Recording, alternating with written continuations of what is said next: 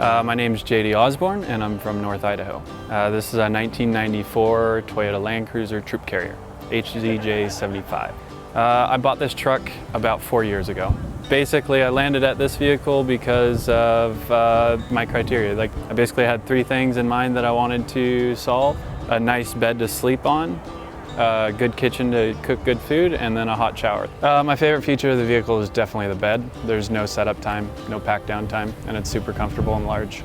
The most challenging part of this build is actually locating and buying the vehicle. Everything after that was already pre-designed and easy to make. So finding the right vehicle was the most difficult part. So I initially bought this vehicle for my 30th birthday. It was 3 continents for 3 years. So it was purchased in Australia, and then I did a lap around Australia in it and then moved to the Pan American, and I've been up to Alaska and down to Ushuaia. Lots of gaps to fill in between though. As you can see, the steering wheel is on the right hand side. This vehicle was bought in Australia and then imported into the United States. Importing a vehicle into the US is only difficult if you want to import a vehicle that's newer than 25 years old. If you're importing a vehicle that's 25 years old or older, it's just 2 forms. The way this vehicle works, I kind of wanted to streamline all of the camping processes like cooking or gearing up for an adventure or sleeping or whatever. So most of the action kind of happens here on the outside. If you think more of like a Swiss Army knife, this is kind of how everything works on the truck. It kind of just pulls out. On this side, this is the kitchen. So to me, it's super important to be able to cook like good, high quality meals that you would cook at home.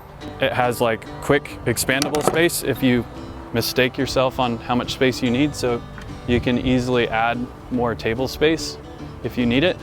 This mode currently is like, if you pull it out this far, it's kind of just for like dry food. Like you want to make a sandwich or a wrap or something, you've got access to all your food in here. And then in the drawers over here, you've got your cutlery, your knives, your cutting boards, anything that you might need to make something. Now, if you're in cooking mode, which only, for me, it only happens like once a day for dinner, you just drop the legs there and then it slides a bit further out. And then this gives you access to the last drawer, which is just your pots and pans, basically. This whole system runs on a plastic, on a carpet, so there's nothing to break really.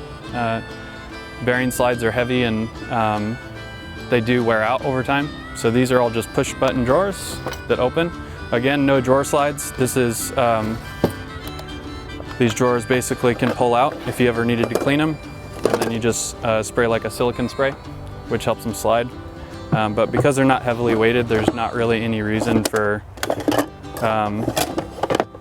drawer slides, in my opinion. The stove does come out on a drawer slide, so that sets up pretty quick.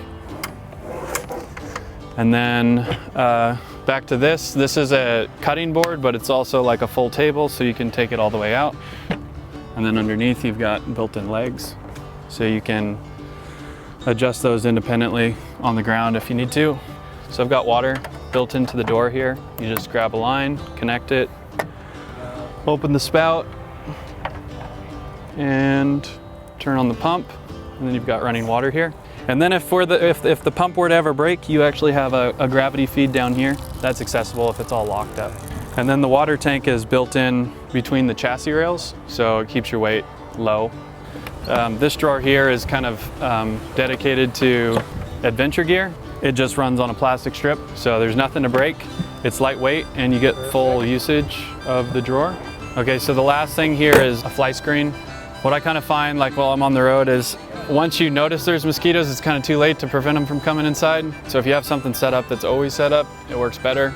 So that's kind of what this does. It separates the indoor living from the outdoor living while still providing access. So you can just zip these up. And then you've got access to the interior, which hardly ever happens. I don't really need access to it very often, but like I keep my toothbrush and stuff in this little bag, so occasionally it'll get open for that. Or a Bluetooth speaker.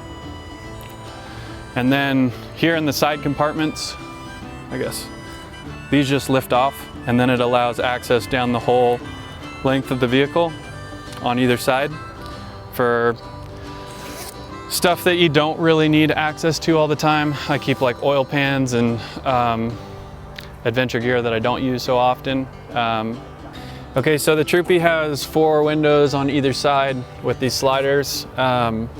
When you're inside, if you open the windows and you're allowing flies and bugs in, so I came up with this little aluminum fly screen. It's just double-sided tape, then you stick it on and you cut it to size. Costs $5 a window and it's perfect.